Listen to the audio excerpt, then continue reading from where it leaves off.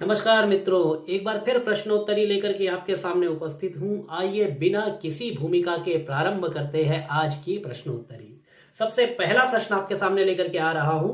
हृदये गृह्यते नारी, यह सूक्ति है, यह किस ग्रंथ से ली गई है? बड़ा ही प्रसिद्ध श्लोक है। अलाने गृह्यते हस्ती वाजि वल्गासु गृह्यते, हृदये गृह्यते नारी यदिदम नास्ति गम्यताम। तो इसके लिए चार ऑप्शंस जो आपके सामने दिए गए हैं वह है मृच्छ कटिकम, रत्नावली, अभिज्ञान शाकुंतलम और हर्ष चरितम। तो सही उत्तर आपको देना है। तो इसका सही उत्तर होगा मृच्छ कटिकम। अलाने गृह्यते हस्ति वाजि वल्गासु गृह्यते, हृदये गृह्यते नारी यदिदम नास्ति गम्यताम। यदि ऐसा नहीं है तो चले जाओ। अलाने गृह्यते हस्ति, हाथी खंबे से बांधा जाता है, और घोड़ा वाजि वल्गासु गृह्यते, जो घोड़ा है वह लगाम से वश में किया जाता है, और नारी को हृदय में धारण किया जाता है, हृदय से धारण किया जाता है। स्त्री को यदि वश में करना हो तो स्त्री के हृदय को वश में करना होता है। यदि ऐसा नहीं है तो आप यहाँ से चले जाइए। यदिदम नास्ति गम्यताम।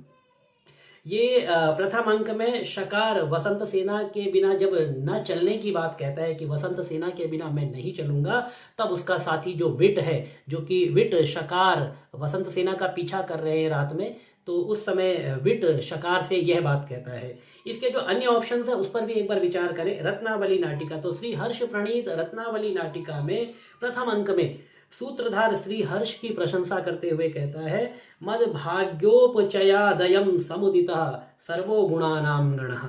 ये इस प्रकार की पंक्तियां भी पूछी जा सकती है, तो इसीलिए व्याख्या करते हुए इस प्रकार की पंक्ति आपको बताई जा रही है कि यदि इस तरह से पूछा जाए तो आप उसको भी याद रखें। चलिए दूसरे प्रश्न की तरफ आगे बढ़ते हैं। हमारा आज का दूसरा प्रश्न है, नवसर्ग गते माघे नव शब्दो न विद्यते। यह उक्ति किस कवि के विषय में कही गई है? तो स्पष्ट है, उसी में उसका उत्तर आ गया है। नव सर्ग गते माघे नव शब्दों न विद्यते। तो इस प्रकार से इसका जो उत्तर होगा वह महाकवि माघ है। ऑप्शन देने की आवश्यकता नहीं है, क्योंकि यद्यपि पंक्ति परीक्षा में रिक्त स्थान के साथ पूछी गई है, लेकिन मैंने आपको पूरी सुना दी, इसीलिए मैं इसके ऑप्शंस आपको नहीं दे रहा हूँ। लेकिन जो ऑप्शंस है उसके विषय में दे देते हैं कि ऑप्शंस जो इसके दिए गए हैं उसके विषय में भी प्रश्न किया जा सकता है। तो पहला ऑप्शन है आपका महाकवि कालिदास। क्या यह सूक्ति महाकवि कालिदास के विषय में कही गई है? तो महाकवि कालिदास के विषय में यह सूक्ति तो नहीं कही गई है, लेकिन जो कही गई है वो उसकी एक बार बात कर लेते हैं। निर्गतासु नवाकस्य कालिदासस्य सूक्तिषु प्रीतिर्मधुर सांद्रासु मंजरीष्विव जायते। ये कालिदास के विषय में कहा गया है। श्री हर्ष के विषय में भी कहा गया है, जो कि आपका दूसरा जो विकल्प है वह श्री हर्ष है।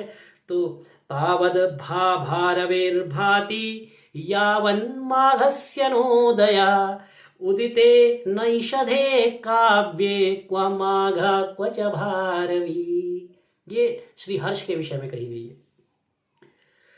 और तीसरा ऑप्शन आपका माघ है, तो माघ के विषय में बता दिया, नव सर्ग गते माघे नव शब्दों न विद्यते। तो और चौथा ऑप्शन है आपका भारवी। तो भारवी के विषय में जो कहा गया है, एक तो भारवे अर्थ गौरवम, ये सभी जानते हैं। उसके बाद नारिकेल फल सम्मितम वचो भारवे सपदि तद विभज्यते स्वादयन्तु रस गर्भ निर्भरम सारमस्य रसिका यथेप्सितम। ये महाकवि भारवी के विषय में कहा गया है। आइए, आज जो मैं आपके सामने प्रश्नों की सीरीज लेकर के बैठा हूं, जो प्रश्न मैंने बनाए हैं वो बहुत ही महत्वपूर्ण प्रश्न है। और मैंने ये प्रश्न बनाए हैं ऐसा नहीं कहना चाहिए, क्योंकि यह प्रश्न किसी न किसी वर्ष में किसी न किसी परीक्षा में, चाहे वो टीजीटी हो चाहे वो पीजीटी हो, यह प्रश्न अक्सर बीच बीच में पूछे गए हैं। अगले प्रश्न की तरफ आते हैं। शरीर भाजाम भवदीय दर्शनम व्यनक्ति काल त्रितयेपि योग्यताम। सूक्ति उद्धृत है। कहाँ से उद्धृत की गई है? कादंबरी से, या फिर शिशुपाल वध से, या फिर हर्षचरितम से, अथवा उपर्युक्त में से किसी में से भी नहीं। तो मित्रों, सही उत्तर होगा आपका शिशुपाल वध। महाकवि माघ प्रणीत शिशुपाल वध से यह श्लोक लिया गया, यह सूक्ति ली गई है। तो पूरे श्लोक को एक बार हम वाचन कर लेंगे, जिससे कि यदि पूरे श्लोक में से कहीं से प्रश्न आए तो हम उसका उत्तर दे पाए। हरत्यघं सम्प्रति हेतुरेष्यत शुभस्य पूर्वाचरितैकृतं शुभै शरीरभाजां भवदीयदर्शनं व्यनक्ति कालत्रतयेऽपि योग्यताम्। ये पूरा श्लोक है। अब इसमें जो ऑप्शंस में कादम्बरी था, तो कादम्बरी के विषय में भी हम कुछ चर्चा कर लेते हैं। तो कादम्बरी के विषय में क्या कहा गया है, तो कथामुख में की ही बात करते हैं, क्योंकि कथामुख अक्सर परीक्षाओं में लगाया जाता है, परीक्षाओं में कथामुख से प्रश्न पूछे जाते हैं। तो कादम्बरी कथामुख का ये याद रखिए, रसेन शय्यां स्वयमभ्युपागता कथा जनस्याभिनवावधूरिव। ये कादम्बरी के कथामुख से लिया गया है। विकल्पों में आपका था हर्ष चरितम, तो हर्ष चरितम से जो लिया गया है उसका एक महत्वपूर्ण श्लोक जो कि अक्सर परीक्षाओं में पूछा जाता है, उस पर भी एक बार हम अपनी दृष्टिपात करें। किम कवेस्तस्य काव्येन सर्वावृत्तांत गामिनी कथेव भारतीयस्य न व्याप्नोति जगत्त्रयम्। ये हर्ष चरितम की पंक्ति है। तो इस प्रश्न में जो आपका सही विकल्प था वह शिशुपाल वध था। आइए अगले प्रश्न की तरफ आगे बढ़ते हैं। शिशुपाल वधम का मूल स्रोत क्या है? शिशुपाल पात्र किस कथा में, किस इतिहास ग्रंथ में, किस महाकाव्य में शिशुपाल पात्र जो है आता है, तो उसको देख करके हम इसका सही उत्तर दे सकते हैं। तो अब उन्होंने कहा है कि महाभारत के जो प्रश्न है, ये तो महाभारत से शिशुपाल वध जो है लिया गया है, लेकिन प्रश्न यह भी आता है कि महाभारत के किस पर्व से शिशुपाल वध की कथा ली गई है। तो इसका जो सही उत्तर होगा आपका सभा पर्व। शिशुपाल वध कहाँ से लिया गया है, तो महाभारत से। और यदि प्रश्न को और ज्यादा गंभीर बना करके पूछा जाता है कि शिशुपाल वध महाभारत के किस पर्व से लिया गया है, तो आपको उत्तर देना है सभा पर्व से लिया गया है। चलिए मित्रों, अगले प्रश्न की तरफ आगे बढ़ते हैं। शिशुपाल वधम के प्रथम सर्ग का प्रधान छंद है। शिशुपाल वधम महाकाव्य के प्रथम सर्ग का प्रधान छंद है। अनुष्टुप छंद है, मंदाक्रांता है, उपजाति है या फिर वंशस्थ है। सही उत्तर आपको देना है। तो मित्रों, शिशुपाल वधम महाकाव्य के प्रथम सर्ग का जो है प्रधान छंद है वह है वंशस्थ छंद। तो वंशस्थ का लक्षण कर लेते हैं। जतौ तु वंशस्थ मुदीरितम जरऊ, ये वंशस्थ छंद का लक्षण है। यदि आपसे पूछा जाए या आपको ऑप्शंस में ये पूछा जाए तो आपको इसका सही उत्तर देना है जतौ तु वंशस्थ मुदीरितम जरऊ, ये वंशस्थ का लक्षण है।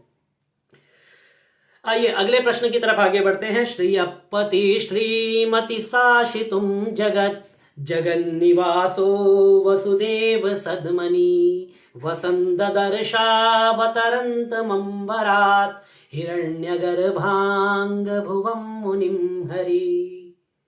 ये कहाँ से लिया गया है? ये लिया गया है शिशुपाल वध महाकाव्य से। और इसमें जो श्रीमती शब्द है, श्रियपति श्रीमति शासितुम जगत, ये श्रीमती शब्द किसका विशेषण है? तो आपको बताना ये श्रीमती किसका विशेषण है। मैं आपको 4 विकल्प दे रहा हूं।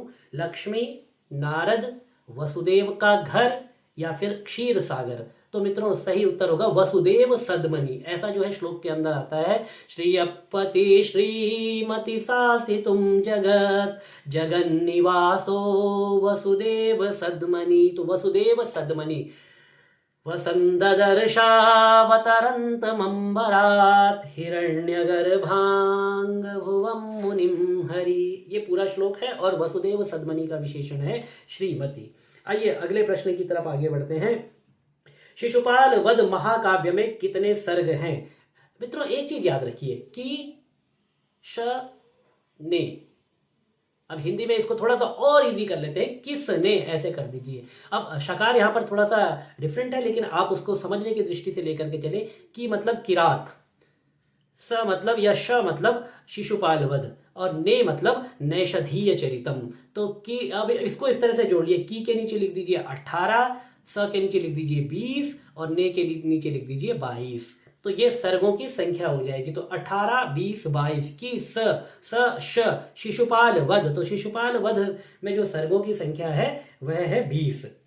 शिशुपाल वध महाकाव्य में 20 सर्ग है। आइए अगले प्रश्न की तरफ आगे बढ़ते हैं। शिशुपाल वध महाकाव्य का प्रधान रस है, प्रधान रस क्या है शिशुपाल वध महाकाव्य का? तो शिशुपाल वध महाकाव्य जो है, भगवान श्री कृष्ण ने शिशुपाल का वध किया है। तो जहां पर वध किया जाएगा तो युद्ध होगा, तलवारें टकराएंगी आपस में, गदाएं टकराएंगी, तो कौन सा रस होना चाहिए? वहां पर वीर रस होना चाहिए। और शिशुपाल वध महाकाव्य में जो रस है वह वीर रस है। आइए अगले प्रश्न की तरफ आगे बढ़ते हैं। सतीव योषित प्रकृति सुनिश्चला पुमांसमभ्येति भवांतरेष्वपि। यह किस ग्रंथ से उद्धृत है? 4 विकल्प आपके सामने जो है, शिशुपाल वधम, शिवराज विजयम, मनुस्मृति या फिर कुमार संभवम। तो सतीव योषित प्रकृति सुनिश्चला पुमांसमभ्येति भवांतरेष्वपि, यह शिशुपाल वध महाकाव्य से लिया गया है। ये पहले सर्ग का 72वां श्लोक है शिशुपाल वध महाकाव्य में। आइए अगले प्रश्न की तरफ आगे बढ़ते हैं। लब्धापि खलु दुखेन परिपाल्यते, यह किसका कथन है? लब्धापि खलु दुखेन परिपाल्यते, यह कथन बताना है किसका है? 4 विकल्प आपके सामने हैं। ए है आपका शुकनास का, दूसरा है चंद्रापीड़ का, तीसरा विकल्प है आपके सामने तारापीड़ का, और चौथा विकल्प है आपके सामने विलासवती का। तो लब्धापि खलु दुखेन परिपाल्यते, ये जो पंक्ति है ये शुकनासोपदेश के अंतर्गत आती है।